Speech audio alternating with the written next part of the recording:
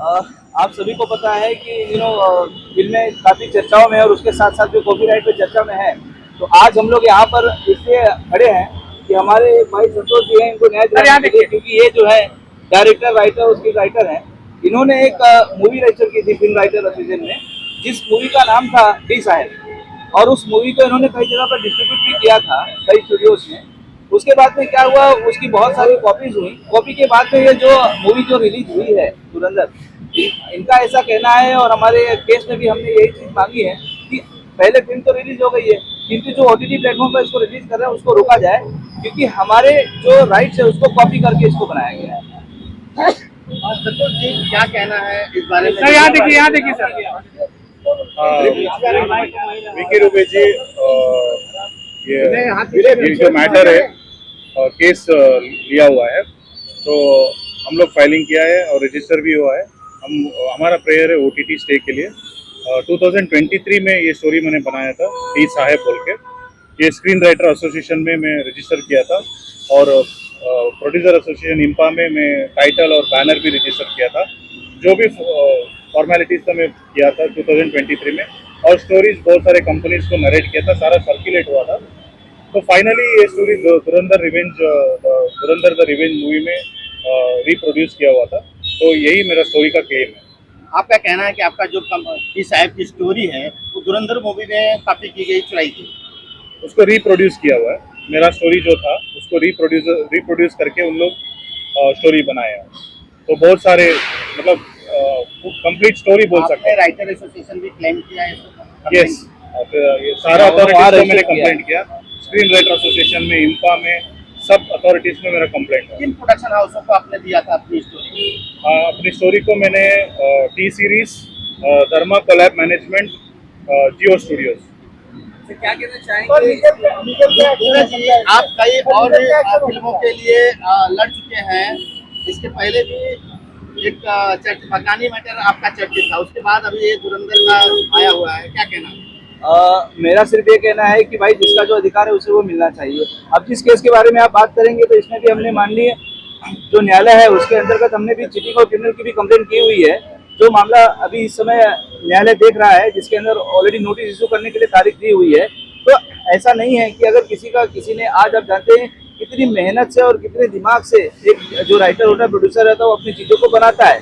अगर वो कॉपी होके आप उसको बड़ा फायदा कमाने के चक्कर में आप बड़े उसमें बैठे हैं प्रोडक्शन हाउसेस में, तो इसका मतलब ये नहीं कि आप उसको कॉपी कर लें। इसका जो अधिकार है वो मिलना चाहिए। और हमने आज मान ली यहाँ पर 17 और जो सिविल न्यायालय है डिनोसी में, यहाँ पर ओटीटी प्लेटफॉर्म को हमने स्टे करने के लिए आज ये प्रोड्यूस किया हुआ है। सर एज अ लॉयर आप क्या कहेंगे, इसमें क्या इंटरएक्शन हो सकता है? जी, एज अ लॉयर मैं सिर्फ यही कहूँगा कि हमें जो स्टेप्स लेने थे वो हमने ले लिए।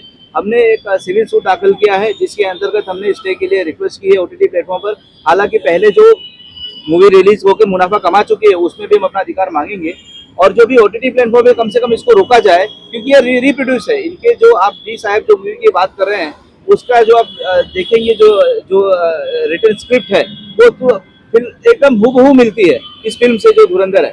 तो माननीय न्यायालय इस चीज का संज्ञान लेगा, और माननीय न्यायालय इस पर क्या प्रतिक्रिया करता है वो माननीय न्यायालय, क्योंकि कल भी मामला था ये, तो कल माननीय न्यायालय ने बाकी जो लोग रह गए थे जिनको सर्व करने के लिए, जो नहीं आए थे कोर्ट में, 4-5 पार्टीज आई थी, 3-4 लोग नहीं आए थे, तो आज वो आने वाले हैं। तो आज इस पर एक अड़िग सुनवाई होने वाली है, फिर माननीय न्यायालय अपना फैसला सुनाएगा इसके। संतोष जी क्या कुछ कहना चाहेंगे? आपने इसके पहले भी पार्टी को, सामने वाली पार्टी को अपने सिंधी चोर कहा था, उसके बाद मामला खुद पकड़ा था, सामने वाली पार्टी ने भी केस किया था। अब किस तरह से मामला है, क्या आप प्रॉपर्टी लीगली जा रहे हैं? लास्ट टाइम डिफामेशन केस डाला था मेरे ऊपर, एक स्टेटमेंट को लेके। मैं तो स्टोरी क्लेम कर रहा था, सिर्फ वो श्योर बोल के कुछ वर्ड यूज किया बोल के मेरे ऊपर डिफामेशन डाला था। उसको मैं लड़ा कोर्ट में और उसको डिस्पोज भी करवाया। और बाकी है ना, मैं जो भी बात करता हूँ उन लोग बोलते हैं डिफेम, लेकिन उन लोग मेरे ऊपर बहुत डिफेम करते हैं। हम लोग नोटिस किया संतोष कुमार को, हमको केस किया संतोष कुमार के ऊपर, संतोष कुमार अपोलॉजी किया, ये सब उन लोग पब्लिक में बात करते हैं। जब मैंने कुछ बात करते तो उन लोग को लगता है डेफोमेशन। वो सही नहीं है। जो भी है, मेरे को लगता है कानून के सामने कोई बड़ा नहीं है, कोई छोटा नहीं है। जो सच्चाई बाहर आना चाहिए। I am a very ethical writer and from 12 साल से मैं इंडस्ट्री में हूँ। मेरा सारा खानदान भी फिल्म इंडस्ट्री में, हम गलत काम नहीं करते, जो सच्चाई है वो बाहर आना चाहिए सर।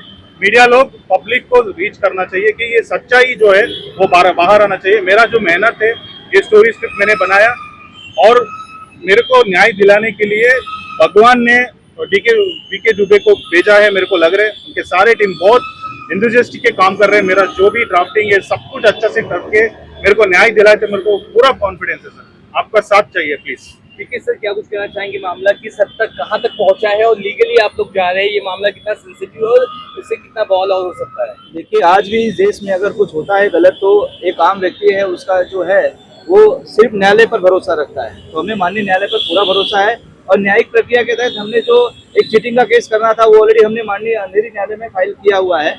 वो भी माननीय न्यायालय उसकी सुनवाई जल्द करेगा। और ये सिविल केस है कि अगर ओटीटी प्लेटफॉर्म पे रिलीज होने के लिए स्टे देना है नहीं देना है वो माननीय न्यायालय तय करेगा। और उसके बाद भी हमने जो क्लेम का मुकदमा है वो भी दाखिल करने का हमारा प्रोसेस चल रहा है कि फिल्म ने इतनी कमाई की। अब जान लीजिए, अगर इस व्यक्ति की जो कृति है उसको अगर वास्तविकता में चोरी होकर किसी मूवी को रिप्रोड्यूस किया गया है गलत तरीके से, तो उससे आने वाले मुनाफे का हकदार तो ये व्यक्ति भी है। तो हम अपने क्लाइंट के साथ खड़े हुए हैं और माननीय न्यायालय में हमारी ये आवेदन है कि आज जो ओटीटी प्लेटफॉर्म को रिलीज होना है कम से कम उसको स्टे करके इनके थोड़े अधिकारों की जो है न्याय दिया जाए। सवाल ये है कि रिलीज हो चुकी है भाई, इंडिया में नहीं हुआ है। आज शाम को कल उन लोग प्लान कर रहे रिलीज करने का।